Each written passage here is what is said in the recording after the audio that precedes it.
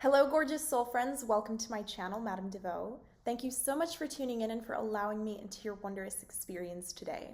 So this is going to be the first of a four-part series titled The Energy Body, and we're going to be discussing the different components of the energy body and how to maintain them. Because if you've dabbled in energy work and the occult and all of that stuff before, you know that everything that is physical has its own non-physical component. And that includes ailments, that includes diseases, injuries, misfortune of any kind. It all manifests from the non-material realm first. So before something can even become physical, there has to exist a non-material component to that particular thing. And that's kind of what these videos are going to be discussing. This is not going to be a substitution for medical advice from a professional. Ultimately, this is meant to be used in tandem with physical treatment. Combating disease from both the energetic and physical realm is most efficient because these are just two sides of the same coin, right? This is not meant to replace, it's simply meant to add on. If you're currently experiencing disease or any kind of ailment, I would recommend continuing your treatment. Like if you already are on some kind of treatment for ailments, but you're looking for maybe a more holistic approach to combating these ailments, this is a great resource. But continue your treatment, continue to do what you're doing from the physical realm. And once you really integrate this knowledge into your being and you start to live by it and practice it and all of that, you may find that you don't even need treatment anymore. That's often what happens. A great book that I recommend for this video, like if you really want to dive deep into energy work and all of that stuff, would be Becoming Supernatural by Dr. Joe Dispenza. Fantastic book. It dabbles a little bit into the stuff we're going to be talking about today and, kind of how it works. He's a really credible source for this kind of information because of his medical background, because of his background in neuroscience. So I would recommend that book. I'm going to start off with recommending that book. I'll link it in the description box below. It's one of my favorite books of all time. You'll hear me raving about it on this channel quite a bit. This first video is going to be about the 7 chakra system, the main chakra system that runs up the spine. Because I think out of the entirety of the energy body, that's probably the most well-known component. Like, I think most people have at least heard of the chakras 1 or 2 times in their life. Maybe you have that crazy aunt that's like super into crystals and all of that jazz. Maybe you are that crazy aunt. So I did have a chakra video that I made a couple of years ago, but I decided to remake this video, and I'm revamping a bunch of my old videos from 2019 just because my channel is growing and I really want to add more information into the stuff that I was already presenting a couple of years ago. The chakra video is going to be one of the videos that I'm revamping. So before we get into each individual chakra, let's kind of discuss the system as a whole. Each individual chakra has its own importance, but they do work together to create and manifest the beautiful, unique expression of source that is you. So chakra in Sanskrit means wheel. And this is because that's exactly what they are. They're wheels or vortexes of electromagnetic energy that reside within specific points of your being. The original pronunciation is actually chakra, but because of the Western commercialization of yoga, you'll often hear it being referred to as chakra or chakra. And I do kind of want to make a small point about this because I see a lot of people getting really butthurt about like the pronunciation. At the end of the day, they're just words. This is ultimately how language evolves. It's all just gibberish at the end of the day, right? Like all of these words are just words. They're just labels. They're just gibberish that evolves over time into different forms of gibberish. So to get upset with somebody because they're mispronouncing is so stupid, like in my opinion. If you want to be culturally correct, you can use chakra. But don't be a dick to anybody else because they're saying chakra or they're saying chakra. Like it really doesn't matter at the end of the day. They're all just words. So I kind of want to make note of that. There's a lot of gatekeeping that happens in this community, and I did make a video on that last week, so you can check out that video whenever you have some free time, and I kind of go a little deeper into this idea. But ultimately, we push people away by being assholes and gatekeeping, And that's not what we're trying to do. We're trying to integrate this information so that people can become aware and people can utilize it so that they can become the best version of themselves. Chakra and chakra work fine. It's not going to kill anybody to use these words. So these vortexes, they pull in energy from the surrounding environment. So you could visualize us living in this vast sea of energy, and we're kind of just like sponges, like we just absorb and release. We absorb and release, absorb and release. And the chakras are essentially processing this energy and translating it to your physical body in the form of experiences, bodily sensations, thoughts, and emotions. And a physical manifestation of this is through eating. Like, we take in energy in the form of food, process that energy, metabolize it, and then we release the waste. And the same thing is happening with your chakras. They are pulling in this energy, metabolizing it. You're experiencing this energy in the form of thoughts, emotions, and bodily sensations, and then you release it. Once this information has been metabolized, it's supposed to be released. But sometimes, as humans, we develop attachment and we don't let this energy go. So this can sometimes be like a grudge towards an ex, or maybe you have some conflict with a coworker. That one thing that one person did to you 5 years ago, you sit up late thinking about it. Sometimes we don't let these things go. And regardless of whether it's good or bad, because sometimes we hold on to things that are perceived as good too, it creates what is called a blockage. You could visualize it kind of like sticking a string in a fan, a spinning fan. If you put the string into the fan, eventually it'll become entangled enough that it'll slow the fan down or even stop it from moving altogether. So it's kind of a similar concept in the sense that when the chakra pulls in energy that is too dense to be released, it will eventually slow that chakra's function down and even stop it completely, which will result in the dysfunctional chakra having to rely on the surrounding chakras to work harder in order to kind of make up for the lack of function and processing of energy. So the surrounding chakras become overactive, and they kind of have to supplement for what the dysfunctional chakra is not providing. So it just creates this whole mess of disharmony within the body. So one chakra being dysfunctional can eventually cause the entirety of your energy body to become dysfunctional. And it does reflect in the external experience. And this is often where the bullshit of life comes from. I talk about this in my manifestation video. Humans are not really supposed to be dealing with all of this extra bullshit that we do on the day-to-day. But oftentimes we create it ourselves because it's manifesting from something within us. Everything is a reflection of you. And everything is a reflection of your state of being. Everything that is happening outside of you in your material realm and your material experience, it's all just a reflection of the imbalances and the balances that are going on within your being. So of course, an imbalance in any of the chakras can manifest as two opposing ends of the spectrum. So it can be an overactivity or an inactivity.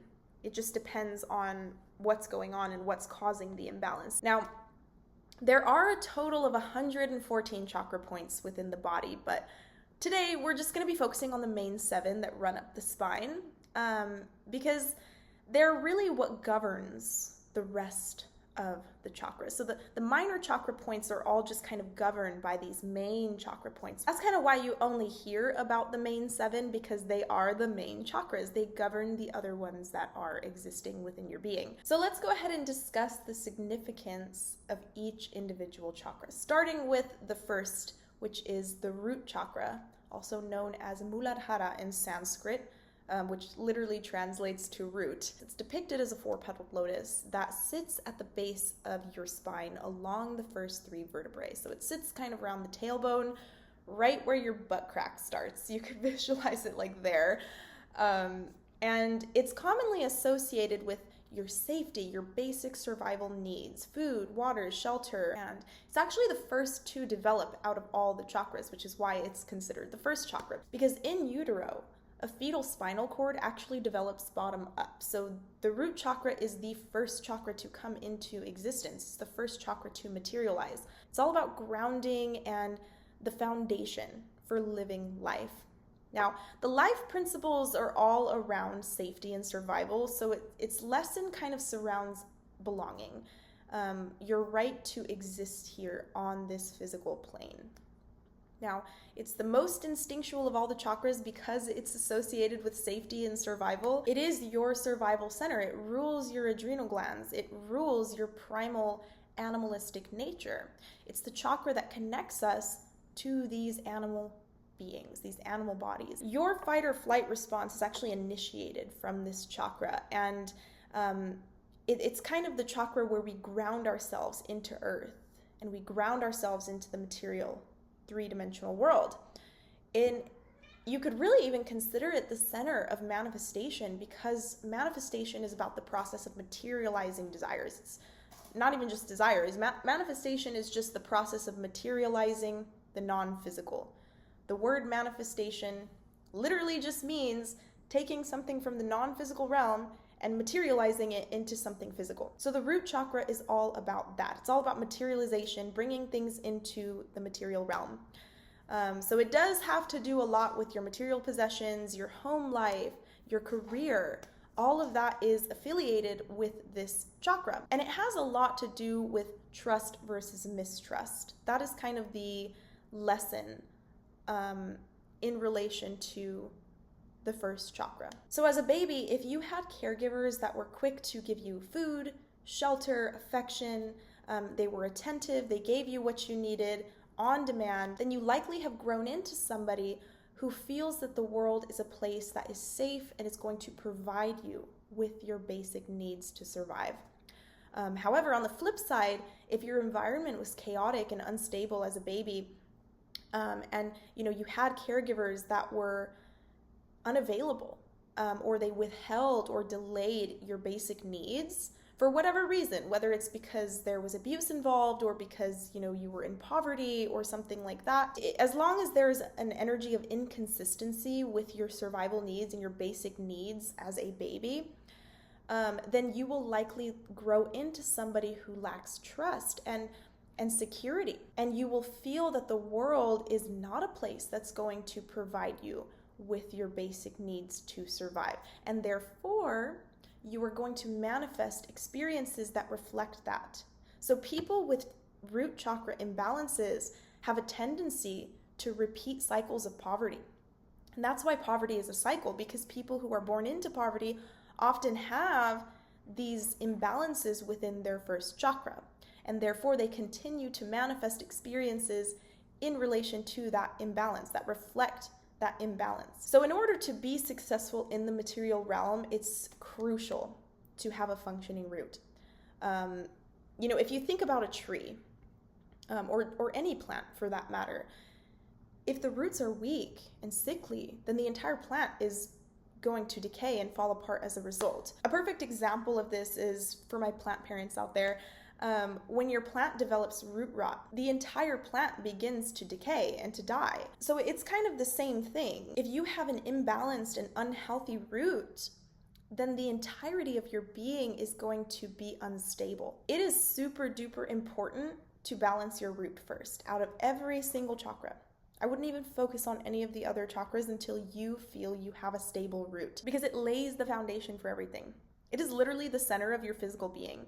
So if you're somebody who has frequent illnesses, or you're constantly experiencing chaotic home life, unstable environments, unstable work situations, unstable health, like your health is always kind of fluctuating, it's likely because that foundational chakra is out of balance. Once again, it is the most important chakra to focus on first. It provides that foundation for stability to unfold so that you can work on other chakras. Now let's kind of talk about the associated organs, because each chakra is affiliated with an aspect of the body. And the root is associated with the bones, the teeth, the nails, the gonads, the prostate, the anus, the colon, and the adrenal glands. So it particularly relates to the body parts that are in the general vicinity of where that chakra is, but it also does rule your stability, which is your bones, your teeth, the kind of hard, more material, physical aspects of self, because it's a representation of your stability.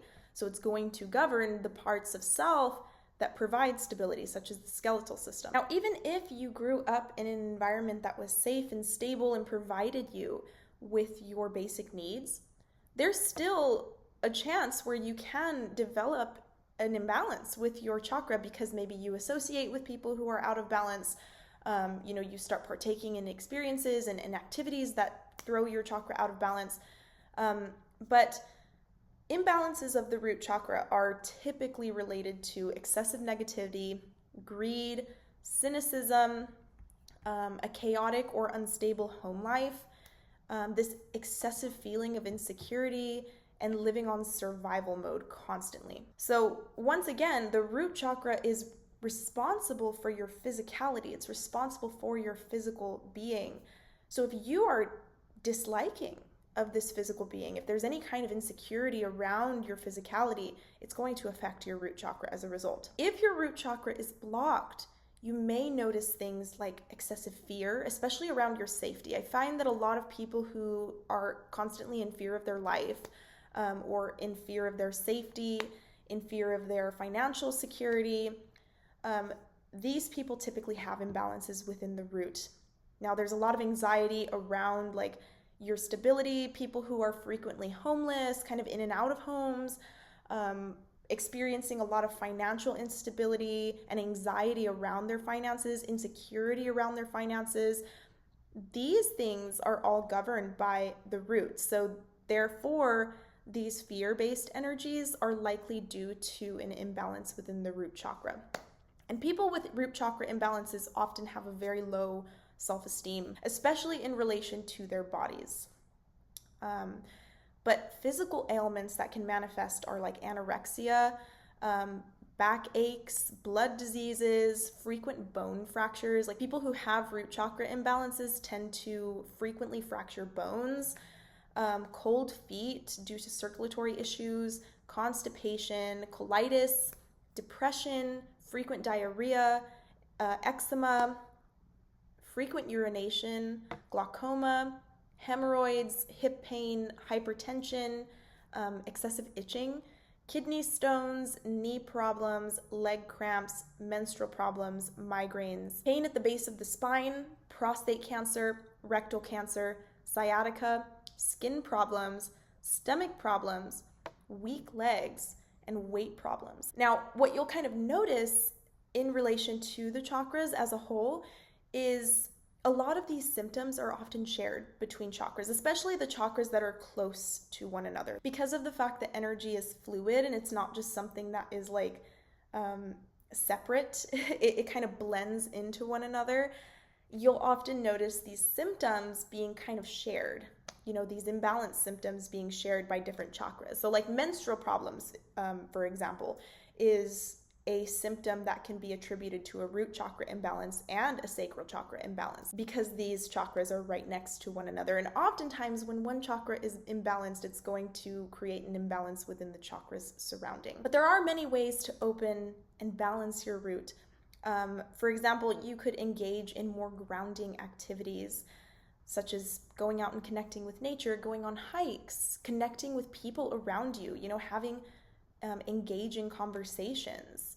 Connecting with the people around you is extremely grounding, especially after COVID and everything involving COVID. I think a lot of people struggle with connecting with others now. It's kind of like, we've all been isolated and it can be kind of tough reconnecting and reintegrating into social settings. Being in isolation can be something that destabilizes the root a lot, and I think a lot of people are actually kind of struggling with their root, and I think that's why so many people are also struggling financially with this whole COVID situation. It's all just a manifestation, right? There's also that show or that documentary that just came out recently. It's called Earthing or something like that, and I've never seen it personally, but I think it's about like going outside and getting in touch with the earth, walking on earth barefoot, walking outside barefoot, really touching the earth with your skin and connecting with it physically.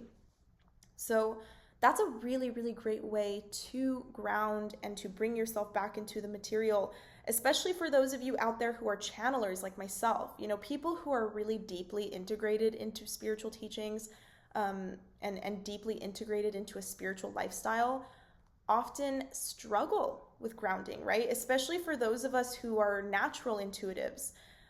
It's kind of like our comfort zone is up here in these chakras, right? The crown and the third eye. Whereas most of the world, I mean, especially most of the Western world in particular, is rooted in these lower chakras. It's rooted in materialism and excessive sexualization and excessive consumption of food and all of that. And that's all related to an imbalance within the lower chakras. But people who are integrated, super integrated into the spiritual lifestyle, who are natural intuitives, natural psychics, they tend to thrive up in these chakras up here, like the third eye, the crown, and even the heart as well. And that can create a lot of imbalance within the root. People who are natural intuitives and natural channelers tend to struggle with grounding.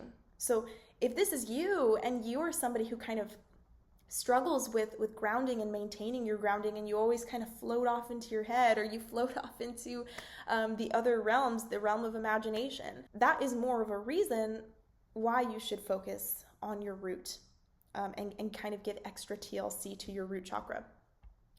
So anything earth related, any activity that's earth related, gardening, cooking, hiking, communication with others, going out and going on a walk, swimming, all of those things that integrate the physical vessel into the experience of being a human is grounding. I talk about this in my manifestation video.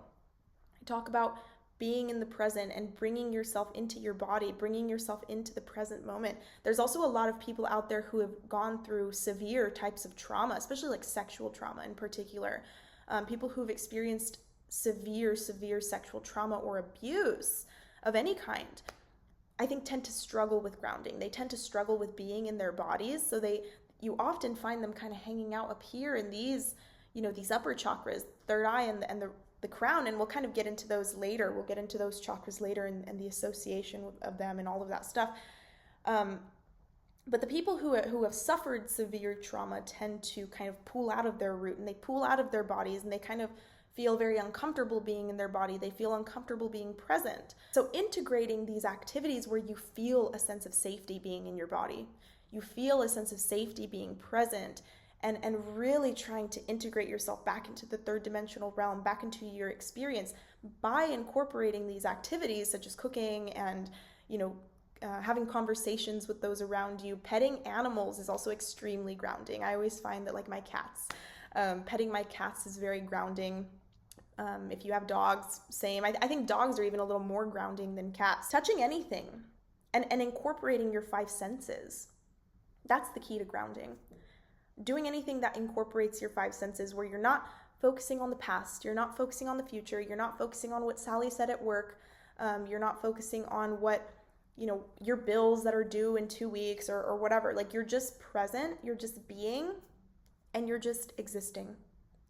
And you're just really immersing yourself in the activity that you're currently doing. That is the most effective grounding method, to incorporate physical activity into your life and to really integrate yourself and immerse yourself into the experience of partaking in that activity. But you can also visualize the color red. You can eat food or drinks that are red. Beets, apples, raspberries, or protein-rich food is very grounding. Beans, eggs, lentils, all of that stuff. I personally don't eat a whole lot of meat, but I have received channelings from my guides that say meat is very, very grounding, and the consumption of meat is very grounding. And I would even say that this is reflected on a cultural level as well. Like, if you look at American culture in particular, or just any culture where there's like a meat-heavy diet, I would even say like Middle Eastern culture is also, it kind of fits into this category.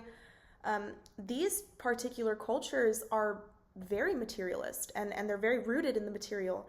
So if you're someone who struggles with grounding, you may want to incorporate meat into your diet. But if you don't eat meat, just any kind of protein-heavy foods like beans, lentils, all of that, those are going to balance the first chakra. Eating in general, though, is very grounding. In fact, it's pretty common knowledge that a lot of shamans and a lot of monks will fast in order to connect themselves to these higher realms.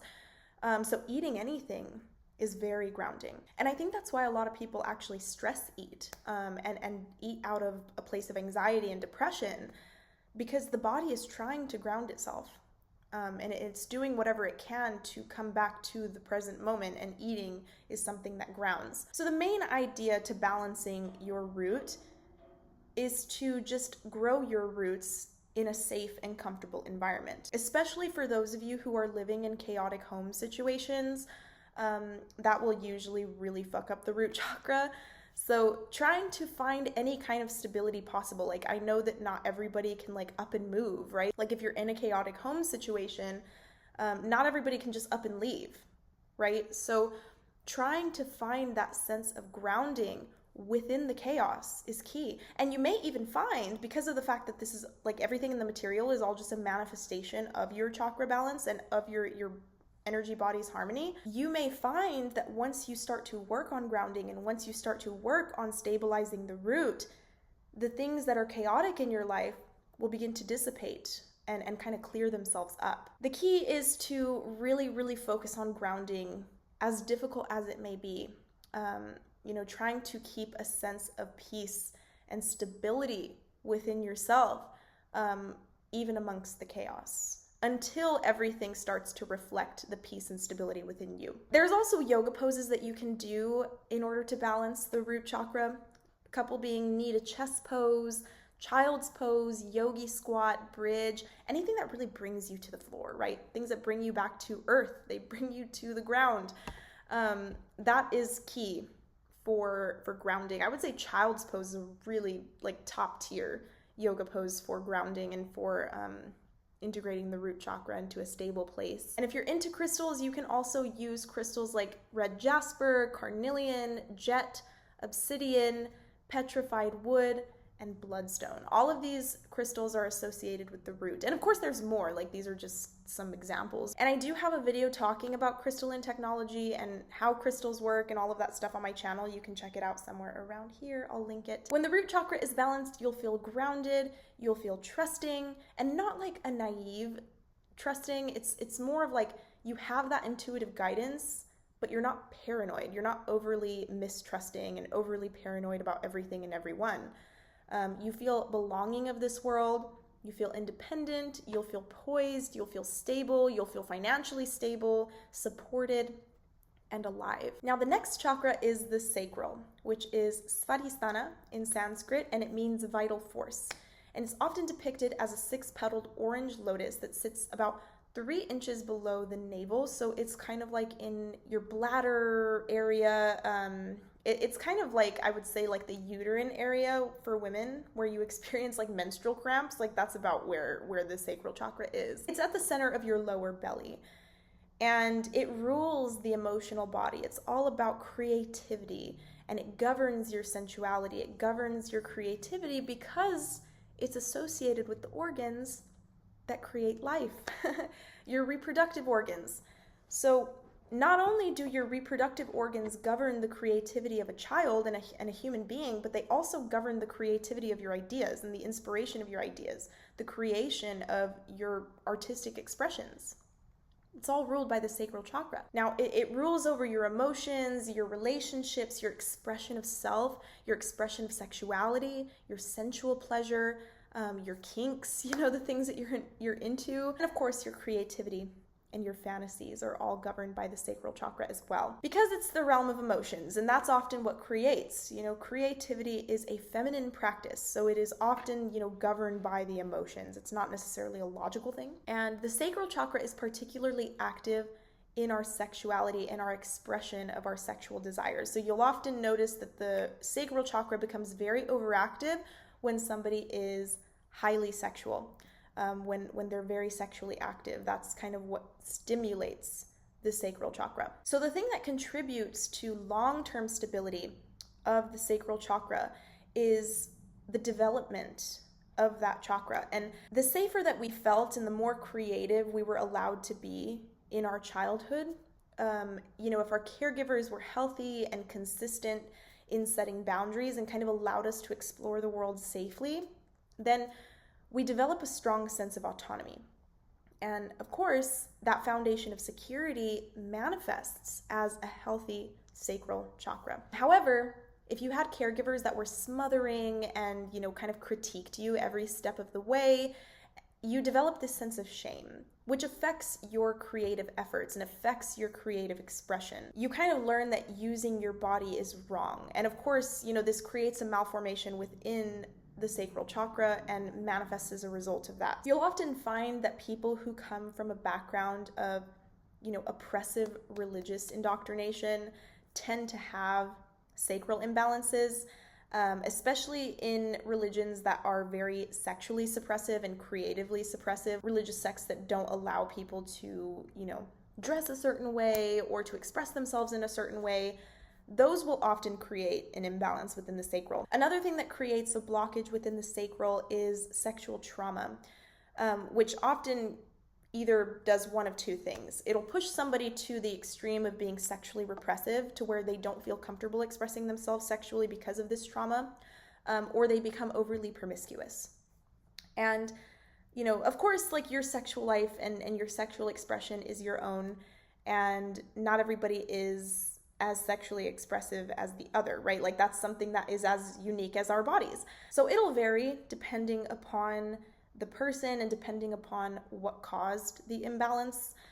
But you will most often notice sacral imbalances relating to some kind of sexual repression or excessive sexual expression. So the organs that are associated with the second chakra are the genitals, the reproductive organs, the sacral vertebrae, the stomach, the liver, the gallbladder, the pancreas, the kidneys, the spleen, and the upper intestines. All of those are affiliated with the sacral chakra. And if there is anything wrong with those body parts, it's likely due to a sacral imbalance.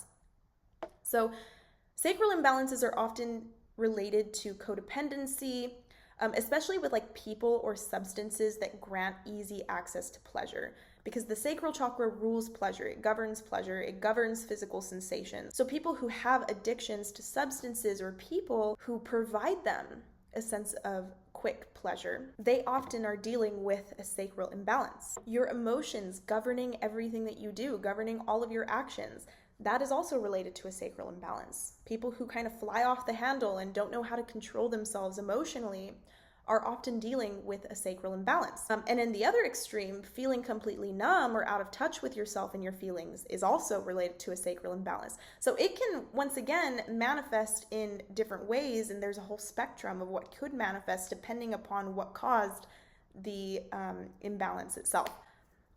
Now, another thing that could be related to a sacral imbalance is the overindulgence in sexual fantasies and sexual obsessions. So, people who are overly obsessed with a person or, even like a video game character. Like, I often notice like people who become, and it's one thing to be a fan of a movie character or think that a movie character is hot or whatever. But when it becomes an obsession and it becomes this kind of like fantasy that just takes over and consumes a person, that's often related to a sacral imbalance. So the overindulgence in fantasies and sexual obsessions to the point where it consumes you, like, there's nothing wrong with having sexual fantasies, there's nothing wrong with having sexual desires, but when you're overindulging in these and it's affecting your day-to-day experience, that is often due to a sacral imbalance. So people with imbalances in the second chakra will often feel in their body strong irritability. People who are frequently frustrated, always annoyed over every little thing, a need for power and control, like always having to have the last word, going to these extreme lengths to have power over people, to dominate others, frequently feeling guilty, also frequent blaming, putting everything on everybody else, never taking responsibility for yourself or your actions, and an addiction to junk food. That's also like a really big telltale sign of a sacral imbalance, is somebody who overindulges in junk food all the time, and that's like all they eat. Because once again, it governs pleasure and it rules pleasure. So somebody who is overindulging in junk food isn't really thinking about consuming for the health of their physical body. It's more of consuming for the pleasure of consuming.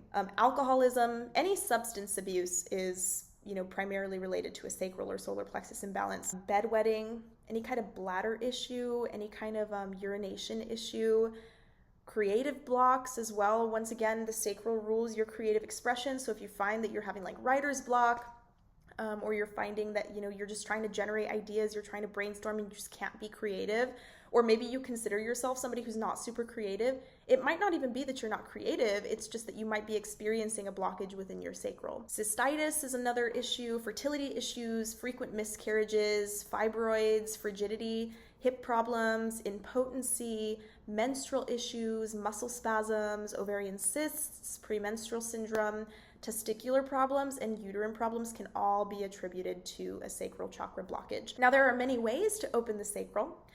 You can dance like no one's watching, or partake in any kind of creative activity, painting, singing. But dancing, I think, is more effective than a lot of these other creative forms of expression because of the fact that you're moving your body, you're moving your legs, you're moving the lower half of your form, which stimulates that chakra in particular, whereas singing would be more for the throat because the throat also governs creative expression.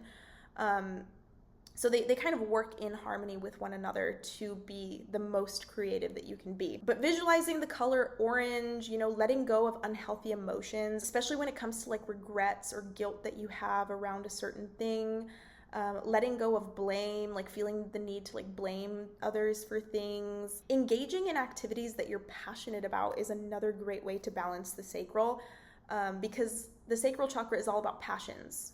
It's all about the expression of our passions, the expression of our creative selves. And creativity doesn't just have to be dancing. It doesn't just have to be singing or painting. It could be working on a car, it could be building your website. It doesn't just have to be these more traditional forms of creative expression. It can be anything that you're passionate about, anything that gives you a sense of fulfillment in life. But of course, consuming orange food or drink, oranges, carrots, peaches, all of that stuff, that's great for balancing the sacral as well and incorporating these foods into your diet. Some yoga poses for the sacral chakra are goddess pose because it's a more feminine energy since it is creative. Doing goddess pose, it really opens the hips. Hip openers are going to be great for the lower chakras, especially the sacral. Trikonasana, triangle pose, pigeon pose, all of those things are great. They're fantastic for opening the sacral and for restoring it to a place of balanced function. If you're wanting to use crystals, you can use citrine, orange calcite, orange carnelian, and orange aventurine. I think I'm saying that right, aventurine, to aid you in your balance of the sacral. And once your sacral is balanced, you'll feel friendly, flirty, passionate, sexually fulfilled, playful, and in a good mood. Next, we have the solar plexus chakra. And this is depicted as a 10-petaled lotus that sits just above your navel. So it's kind of between your chest and your belly button area. It's about where your diaphragm is. In Sanskrit, it's referred to as Manipura, which is city of jewels. It rules self-identity and it governs how we identify ourselves amongst others, amongst our peers. And its lesson has to do with will and personal power. So the main meanings associated with the third chakra are will, personal power, taking responsibility for your life, taking responsibility for yourself and for your actions, having a sense of self-control.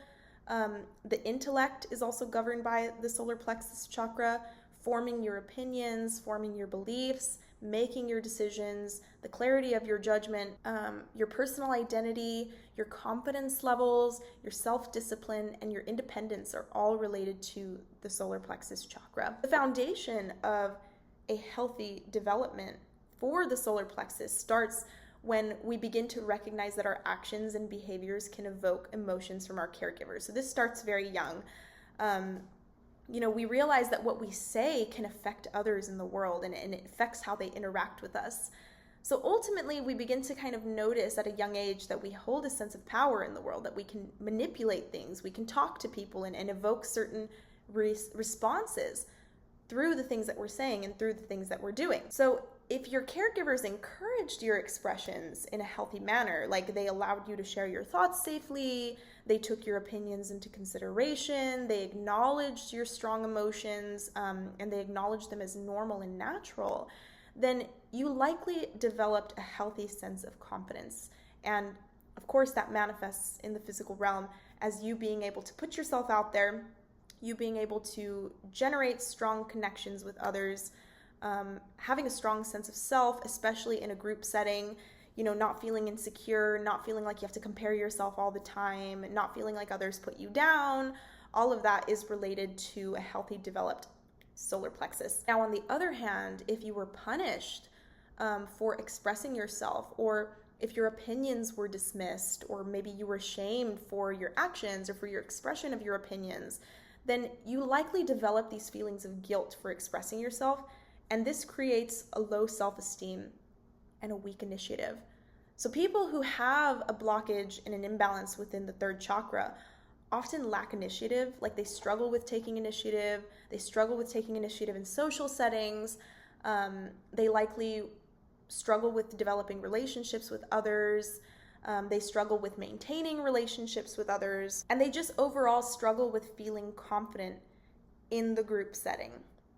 So the third chakra governs the digestive system, the liver, the stomach, the diaphragm, the nervous system, the pancreas, your metabolism, and the small intestine. All of these things are governed by the solar plexus, and if you have an issue within any of these organs, it's likely due to an imbalance within the solar plexus chakra. So someone with an imbalance of the solar plexus can often experience this excessive need for control and authority over people, feeling helplessness, which is ultimately, that's kind of where that need for control is rooted. There is also an energy of like being obsessed with minute details and like needing to kind of focus on the plus and minuses of everything, like what you're gaining and what you're losing, versus focusing on the whole picture. There's an energy of being manipulative, misuse of power, a lack of clear direction, a lack of purpose, a lack of ambition, and specifically making plans and having a lot of great ideas, but not really having any kind of efficient ways of making these ideas reality, because there's a lack of initiative. You may find that you're frequently taken advantage of, like people often use you or kind of manipulate you, or on the other end of the spectrum, you may find yourself using others frequently or manipulating others. And in the physical body, you may experience abdominal cramps, stomach acidity, anorexia, bulimia, chronic tiredness, a lack of initiative, diabetes, digestive problems, any kind of eating disorder, food allergies, gastritis, gallbladder problems, gallstones, heartburn, hepatitis, jaundice, kidney problems, a dysfunctional immune system, liver problems, pancreatitis, peptic ulcer, shingles, and frequent vomiting. These can all be attributed to an imbalance within the solar plexus chakra. But there's many ways to balance this chakra, such as wearing or visualizing the color yellow, consuming yellow food or drink like lemons, starfruit, bananas, ginger, incorporating core workouts and spending lots of time in the sun. Working on your core and developing a strong core is a key factor in developing that aspect of self. So incorporating yoga poses such as boat pose, bow pose, reverse plank, plank of any kind. Warrior 2 is also a really great yoga pose for the solar plexus, because pretty much any warrior pose is all about self-power. It's all about self-empowerment. It's all about willpower. So incorporating empowering activities is also a really great way to balance the solar plexus, because it's all about feeling a sense of personal power and will within your life. So you can also use crystals such as citrine, amber, sunstone, yellow jasper, golden tiger eye, yellow jade, and golden calcite. These are great for balancing your solar plexus chakra. When the solar plexus is balanced, you'll feel a sense of respect. Respect is a really big key word when it comes to the solar plexus, because when you have a sense of personal power, you are more likely to respect those around you. So you'll feel respectful of yourself and others. You'll feel confident. You'll feel outgoing. You'll be a great problem solver with a sense of calm. Like, you won't let problems stress you out. And there's kind of just this sense of integrity, this general sense of integrity that's present with somebody who has a balanced solar plexus chakra. So next we have the heart chakra. And it's depicted as a 12-petaled lotus that sits in the center of your chest. So it's kind of interesting because, we call it the heart chakra, and the heart actually kind of sits on the left side of the chest, not really so much of the middle, but the heart chakra itself is actually not governed by the heart. It's governed by the thymus gland. Like, that's the gland that's associated with the heart chakra. Of course, the heart is connected to the heart chakra, and the health of the heart is connected to the heart chakra, but the gland that actually rules over the heart chakra is the thymus gland. In Sanskrit, it's referred to as anahata, which is unstruck. That's the translation. And it rules compassion, it governs love and beauty, and its life principles are all about transformation and integration of the true self. So the fourth chakra is said to be kind of like the bridge of the earthly and spiritual realms. So in order to access these higher chakras, you do have to transform yourself and purify your heart center, especially if you yourself are somebody who is more comfortable within the lower chakras. Like, you may have to work a little harder to open up that heart and access the higher realms. So the meanings that are associated with the heart chakra are love for yourself and love for others around you. It governs your relationships, your compassion, your empathy, your forgiveness, your acceptance, the transformation of self, the ability to grieve and reach a place of peace, your compassionate discernment, and it's basically just your center of awareness. The heart chakra really develops around the time that our morals begin to develop and our cultural values.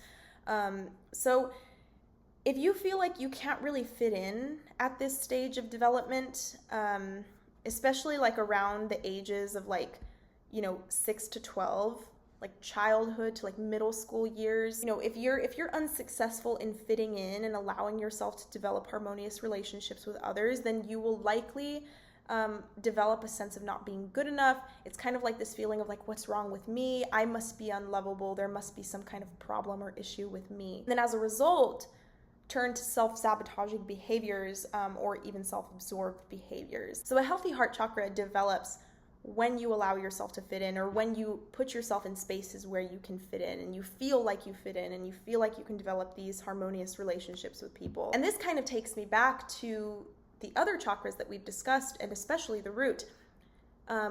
If you begin the stage of opening your heart with blockages in the root, sacral, and solar plexus chakras, then you will struggle to open your heart fully, and therefore you can't really allow this energy to develop at the optimum level. So a heart chakra blockage actually develops out of living in a constant state of fear, especially a constant state of fear of how you're being perceived by others and the connections that you're developing with other people. Because the heart doesn't know anything other than love. So if you yourself have frequently experienced situations where you were not shown love, you were shown the opposite, the heart chakra shuts down. It shuts down as a result because it doesn't know how to function with those energies. It doesn't know how to work with the energy of fear. It literally only knows the expression of love and the energy of love. So when the heart chakra shuts down, it causes a person to revert to their animalistic nature, right? You revert back into those lower chakras. And I think that's kind of what we're seeing right now on a societal level, especially in Western civilization.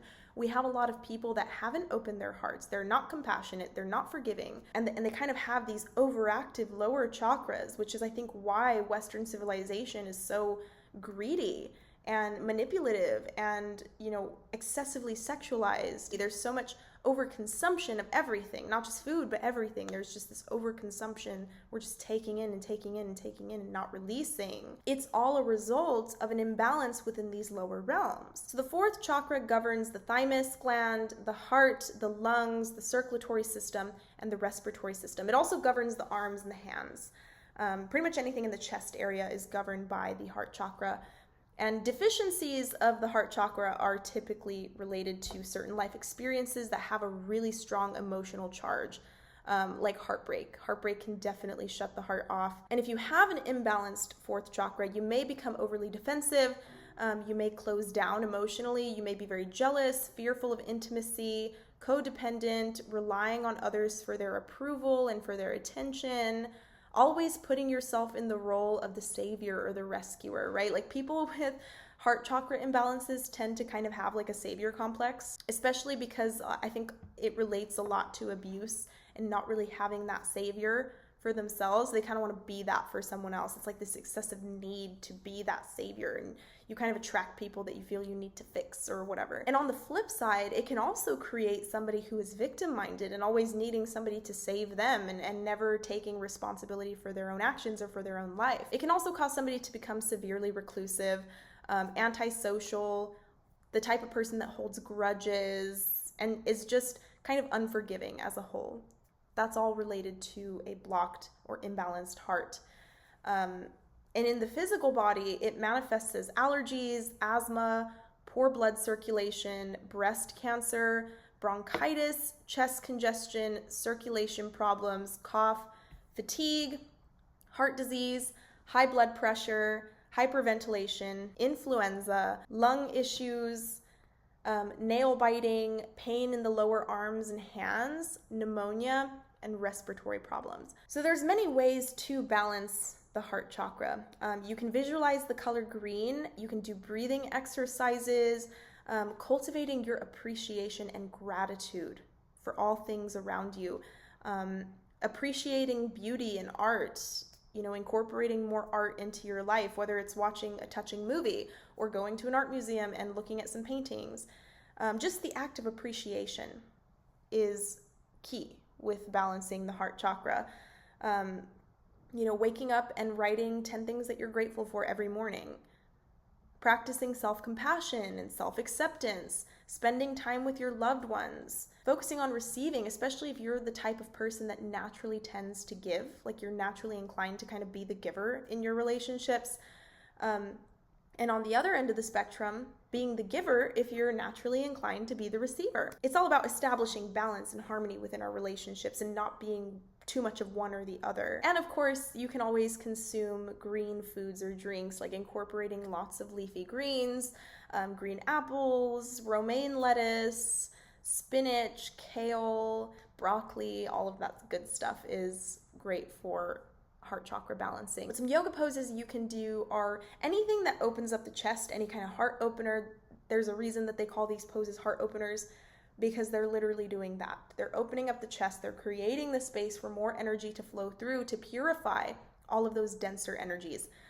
So dancer pose, fish pose, melting heart, all of these things are great for opening up the heart and exposing it so that you can let more energy through. And one thing that I've noticed is a lot of people who have severe heart blockages tend to walk around like this. They tend to kind of hunch forward. They have like severe hunching.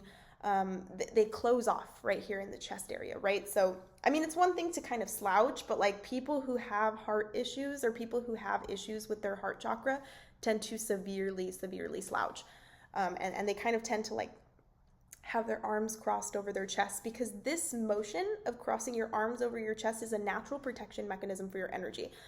So whether you know it or not, like when you're crossing your arms, you're actually guarding your energy, and you're actually closing yourself off from receiving. So that's one important thing to note when working with the heart chakra and the deficiencies of the heart chakra. But you may also want to use crystals like pink quartz, clear quartz, jade, green calcite, or green venturine to balance and cleanse your heart space. Also practicing mindfulness. I think that's probably the biggest key to balancing your heart chakra. Mindfulness is the main theme behind a balanced heart chakra. Like whenever your heart chakra is balanced, you will be more mindful of yourself, more mindful of others. You'll feel deeply connected to those around you. You'll have harmonious relationships. There's a harmonious exchange of energy with all that's around you, not just people, but things as well. You'll feel satisfied. You'll feel like you're compensated properly for the energy that you're exerting within your relationships, within your work, whatever. And there's also just this general appreciation of beauty, and there's a general appreciation of the beauty of yourself and the beauty of the world around you. So the next chakra is the throat, and it's depicted as a 16-petaled blue lotus that sits in the center of your throat. In Sanskrit, the name is Vishuddha, which means especially pure. So it rules the expression of self and your purpose in life. As I mentioned earlier, your throat is also responsible for your creativity, but it kind of shares that governance with the sacral chakra. Now, its life principles are all about communication, the expression of truth, and the right to speak your truth, the right to express yourself, the right to express your opinions. Now, the meanings of this chakra are all around expression, especially when it comes to expressing your truth and formulating your words in a way that others can understand you and others can really resonate with what you're saying. Verbal and nonverbal communication is all governed by the throat. It's got a connection to the etheric realm. So this is kind of where the chakras are becoming more spiritually connected versus just physically related. The throat chakra also governs intuitive abilities, just like the third eye, because they are right next to each other. Energy is fluid. These meanings blend into one another. So the throat does govern the intuitive guidance. It rules over your propensity to create, especially when it comes to projecting your ideas and blueprints into reality. The expression of your creative ideas, the expression of yourself. And of course, it has to do with the realization of your purpose. A good sense of timing is also related to a balanced throat chakra. People who have an imbalance of the throat chakra are frequently late to things. And it's best classified with the question, who am I? And not so much of who you are in relation to your peers. That's more of the solar plexus's energy. This is more of just like who you are as an expression of source. When you're alone, when nobody's around to judge you, who are you? That is what the throat chakra governs. It's all about your identity, and I think it does kind of tie into the connection to a group, but it's more about finding your voice and finding your pure expression of self. And when this chakra is developing, if you're able to find a strong definition of yourself and kind of the relation that you have to others with this definition of self, you're able to commit to your place in life. Like, you're able to easily find your purpose. Like, you find things that make you feel a sense of purpose. You engage in things and activities that make you feel a sense of purpose. However, if you're unable to define yourself and kind of commit to one place in life, and you're kind of just all over the place, not really knowing like who you are or what you want to do with yourself or what you're here to do, you kind of hold yourself back in relation to the throat. So your sense of self-expression is going to be all wonky. Like, you may find that you struggle with expressing yourself. You may find that you experience frequent creative blockages and all of that jazz, because the first 5 developmental stages of the chakras are kind of like the base of who we are. It's like our identity. So if they're not formed properly and there's imbalances and frequent imbalances within these chakras, then you end up kind of stagnated in your growth, and you're kind of unable to reach these higher states of self-awareness and consciousness. So the 5th chakra governs the throat, it governs the vocal system, the mouth, the jaw, the parathyroid, the neck, the tongue, the shoulders, and the lymph nodes. And I would even say that the sinuses are kind of governed by the throat as well. Pretty much anything in this general vicinity right here is all going to be governed by the throat chakra. And when there is a deficiency within the throat chakra, you'll often notice that someone has a lack of control over their speech. They might talk too much or not talk at all. Not being able to listen to anyone, like only kind of waiting for your turn to talk, like not actually listening to what others are saying. Not being able to keep secrets, not being able to keep your word, telling a lot of lies, frequent gossip. All of these things can be attributed to a throat chakra imbalance, or they can create a throat chakra imbalance. And I think that's an important thing to note when talking about these things, especially when talking about these more psychological effects of the chakra imbalances. These can either be a result of an imbalanced chakra, or they can create an imbalanced chakra. So gossiping and telling a lot of lies can actually attribute to an imbalanced chakra, which results in telling more lies and gossiping more. Does that make sense? So if you have an imbalanced throat chakra, you may find that you're very timid, excessively introverted, or on the other end of the spectrum, like you might lack a filter, you may be verbally aggressive, or just plain mean. And in the physical body, this may manifest as asthma, bronchitis, cold, cough, ear infections, hearing problems, hay fever, hoarseness, laryngitis, lost voice, mental confusion, mouth ulcers, sore throat, stammer, or like tripping over your words, or like stuttering. Any kind of speech impediment as well is also related to an imbalanced throat chakra. Problems with the teeth and the gums, thyroid problems, tonsillitis, or whooping cough are all attributed to an imbalanced throat. And there's many ways to balance the 5th chakra. Like, you can visualize the color blue. You can wear the color blue. Talk openly with friends and family about yourself and about the things that are going on in your life. Just having conversations, like talking, the act of speaking is what's going to clear out that throat.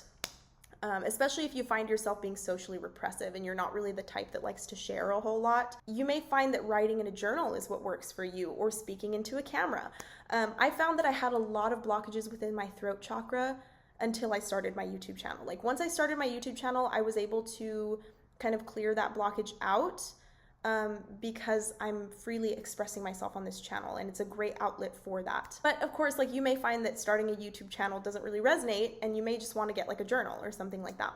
Singing is also a really great way to unblock the throat chakra or reestablish a state of balance, as well as consuming blue food or drink, blueberries, blue algae, blue corn, all of that stuff. Now, the yoga poses that are going to balance the throat chakra is pretty much anything that extends the neck, anything that's going to open up the neck and really expose the throat. So camel pose is a great one, plow pose, fish pose, anything that's going to really stretch out the neck. That's a great way to balance the throat chakra with yoga. But of course, you can always use crystals like turquoise, aquamarine, angelite, lapis lazuli, blue apatite, blue lace agate. All of these are great for balancing and cleansing the fifth chakra. Pretty much anything that's blue is going to be great for reestablishing a state of balance within that chakra. But when the throat chakra is balanced, you'll have more confidence. You'll be a more effective communicator. You'll find that people will understand what you're saying.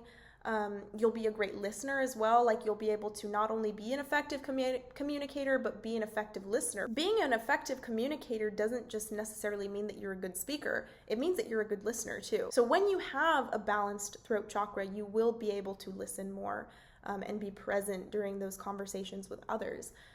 You may also find that you have more vivid dreams, and you can recall your dreams a lot better. And you may also just be a little more sensitive to the energies put out by others around you.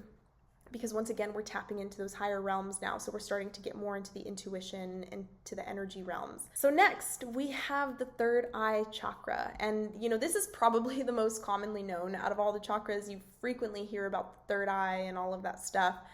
But the sixth chakra is represented by an indigo two-petaled lotus that sits at the center of the forehead. Its Sanskrit name is 𝐴𝐚𝐽, and it means command and perceive. And this is because your third eye is actually kind of in tandem with the root manifesting everything around you. So command and perceive literally means command something to manifest into your reality so that you may perceive it with your five senses. That's literally what the third eye is responsible for. So it governs your intuition, it governs your perception, as well as altered states of consciousness. So states of consciousness that you experience on drugs, in meditation, when you're asleep, all of that is ruled by the third eye.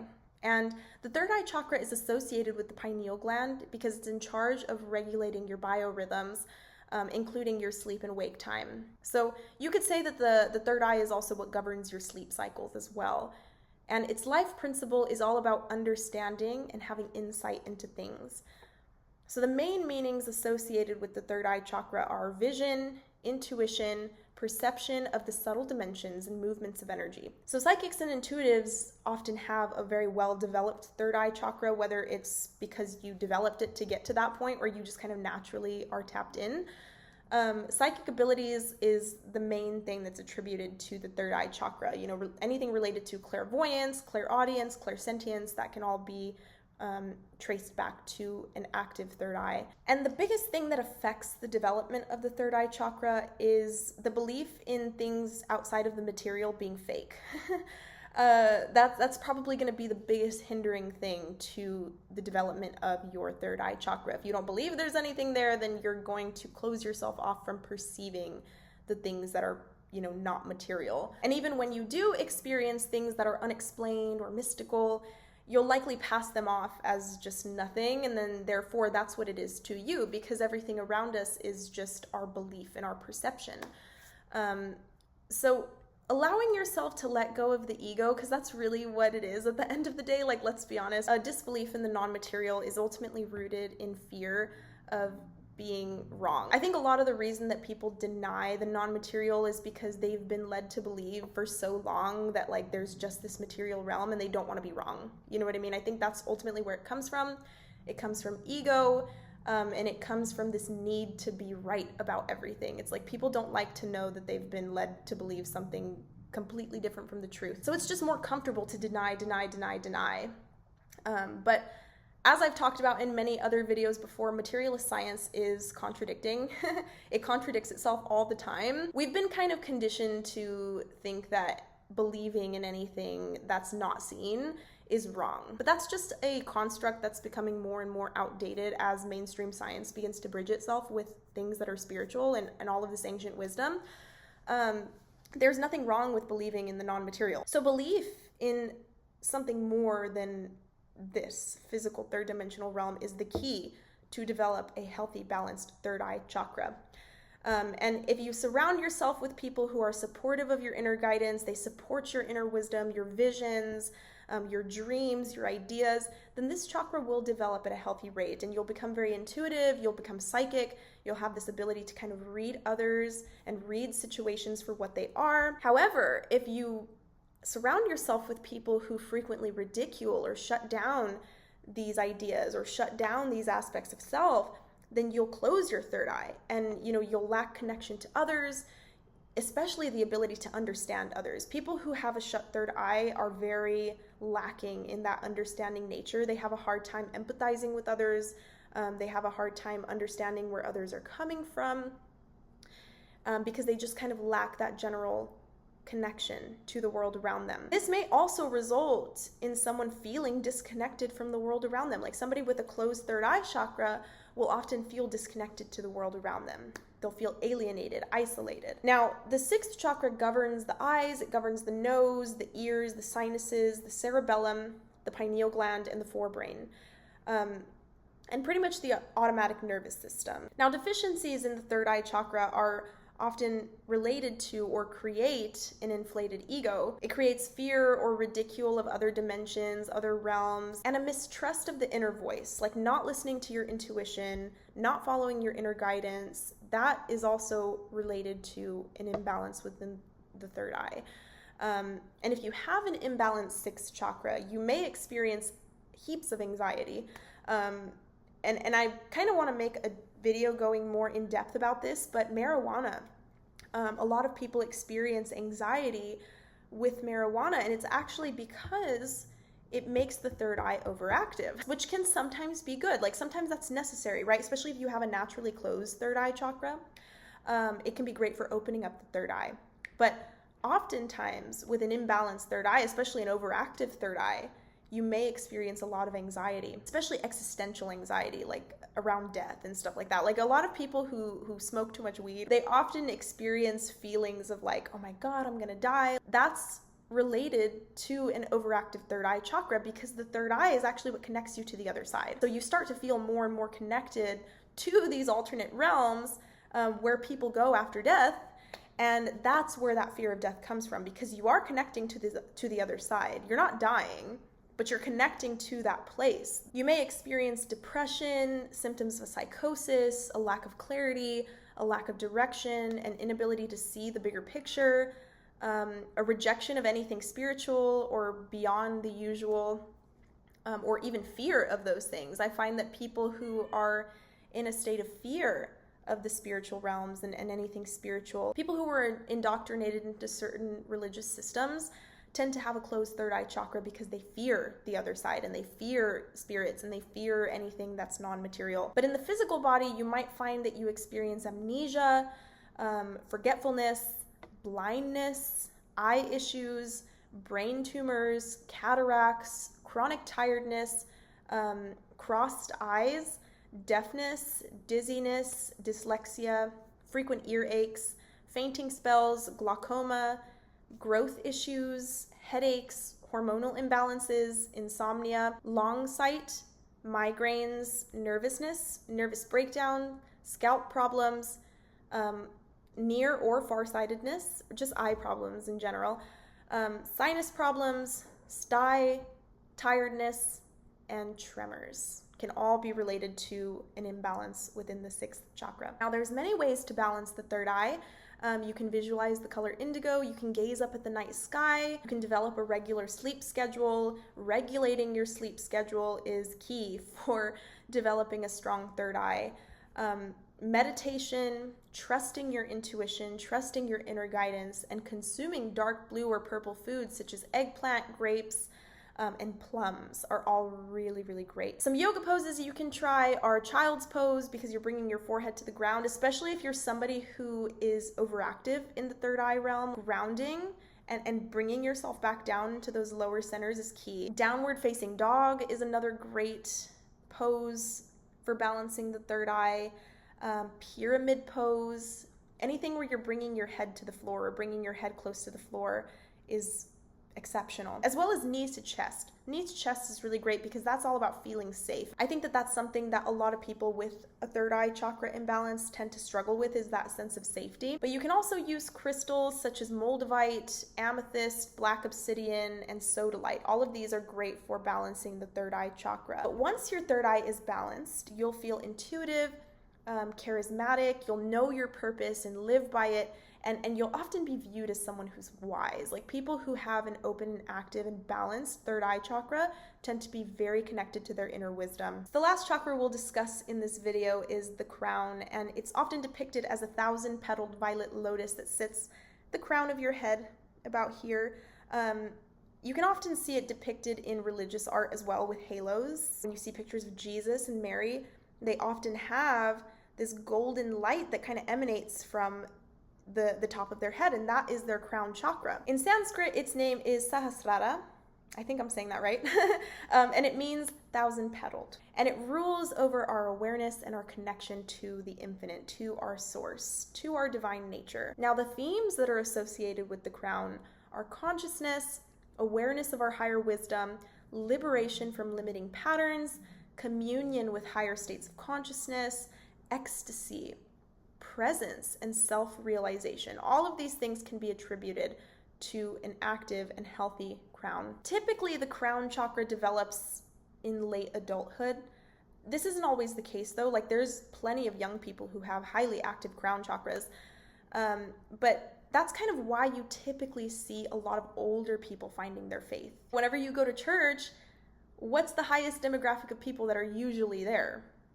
Older people. It typically activates after retirement for a lot of people because they're not so heavily focused on their material self anymore. Like, they're not as focused on working, they're not focusing on maintaining their house, taking care of their kids. Like, a lot of people have more time to dive deep inside themselves and to go within when they're a lot older, and they don't have these responsibilities that they had when they were a lot younger. So it typically develops later in adulthood for a lot of people, but that doesn't mean it only develops at that age. Chakras are as unique as the people who embody them. So the development of each chakra is going to vary differently for the individual and for the life experiences and even the previous life experiences that are being brought over into this current incarnation. That's going to affect the development of the chakra system as a whole. So once these chakras are opened, there's kind of a peak in a person's interest in terms of spirituality and the interconnectedness of all things. Now, the seventh chakra, it governs the upper brain, the cerebral cortex, the cerebrum, the pituitary gland, the central nervous system, and hair growth in particular. In fact, a lot of indigenous cultures actually braid their hair and grow their hair out real long because the hair is seen as a source of wisdom because of the fact that it grows out of the crown. It's what holds all of your wisdom over the years. So if the crown is out of balance, you'll notice that it either manifests as or it's caused by closed-mindedness, an over-attachment to spiritual matters, an over-attachment to physical matters, and excessive cynicism. So people can become overly indulged in spirituality as well and then not want to ground and not want to be present in the physical aspect of self, because that is also spiritual. I mean, being here and being a human being and being in this physical vessel is also a part of the spiritual experience. It's not just astral projection. It's not just lucid dreaming. It's grounding and being present in the body. So if you have an imbalance in the seventh chakra, you may experience loneliness, the inability to connect with others around you, a severe lack of direction, the inability to set and maintain goals, feeling disconnected spiritually, or feeling disconnected physically, like not being able to connect with the world around you and just kind of isolating yourself. In the physical body, though, it can manifest as Alzheimer's disease, amnesia, depression, dizziness, epilepsy, fear, headache, insomnia, learning disability, learning difficulties, migraine, multiple sclerosis, multiple personality syndrome. A lot of mental health disorders are directly related to the crown and the third eye chakra. Any kind of nervous system disorder, neurosis, paralysis, Parkinson's disease, psychosis, schizophrenia, senile dementia, and excessive lethargy are all related to an imbalanced crown. And really an imbalanced third eye and crown, because once again, these chakras in particular are deeply connected. So when you're opening one, you're opening the other. And that's kind of what psychedelics are doing. They're opening those two chakras. And that's why a lot of people feel a deep sense of connectivity to the all, to the one. And that's kind of like the universal truth that's gained out of like every psychedelic trip, that you kind of see this trend of people saying like, oh, we're super connected, we're all one. That is coming from an opening of the crown, because when your crown is open, you feel connected to the infinite. You feel connected to the collective consciousness, the whole, right? This source. They're all just labels for the same thing. But there's many ways to balance the crown. You can visualize the color purple, establishing a regular meditation or prayer practice, meditating once a day, even just for 5-10 minutes. There's guided ones on YouTube that are only 5 minutes long. You just do them as soon as you wake up. Or praying. You know, prayer is a form of meditation. There's a lot of Christians and a lot of like religious people that demonize meditation, but little do they know that prayer is actually meditation. So kind of interesting, kind of contradictory, but whatever. Going out into nature, establishing a belief in something higher than yourself. It can just be a belief in a cause, a belief in your own purpose. There are plenty of people out there who aren't super religious based. They don't really delve into occult practice. They don't really delve into religious practice or anything like that, but they have a cause that they're living for. They have a purpose.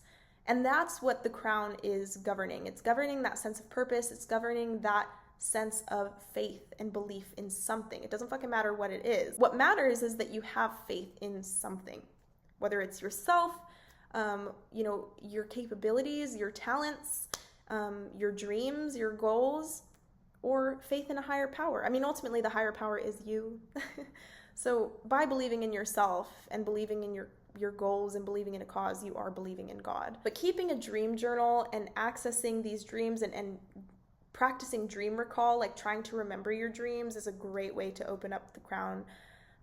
Consuming violet food or drink, grapes, passion fruit, eggplant, purple potatoes, all of that. So some great poses for the crown chakra are corpse pose. Corpse pose works with all the chakras because you're just lying on your back, but especially if you struggle with grounding, corpse pose, Shavasana is going to be great for balancing yourself in that sense.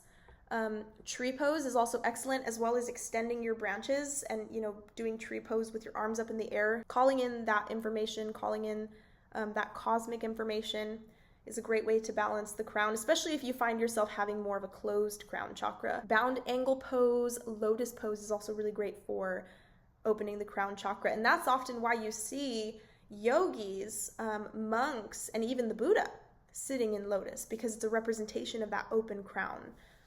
Which connects them all to their source, to our source, because we're all one. But you can use crystals such as selenite, amethyst, clear quartz, and diamond to balance the crown chakra. But when your crown is balanced, you'll feel a state of joy. You'll feel connected to those around you. You'll feel connected to source, to God, whatever that means to you.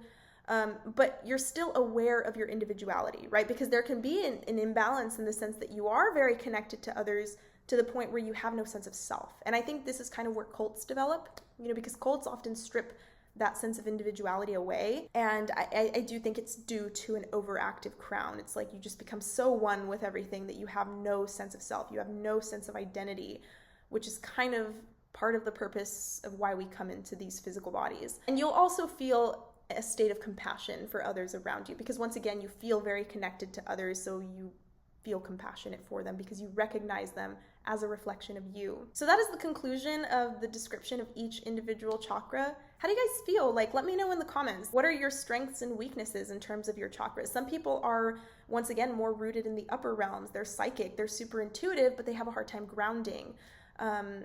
Or vice versa. You know, some people can be very materially rooted, but they have a hard time connecting to those upper centers and accessing their intuition. Do you find yourself experiencing any kind of blockages? Like, were any of the symptoms that I mentioned in this video resonant to things that you're experiencing in your day-to-day?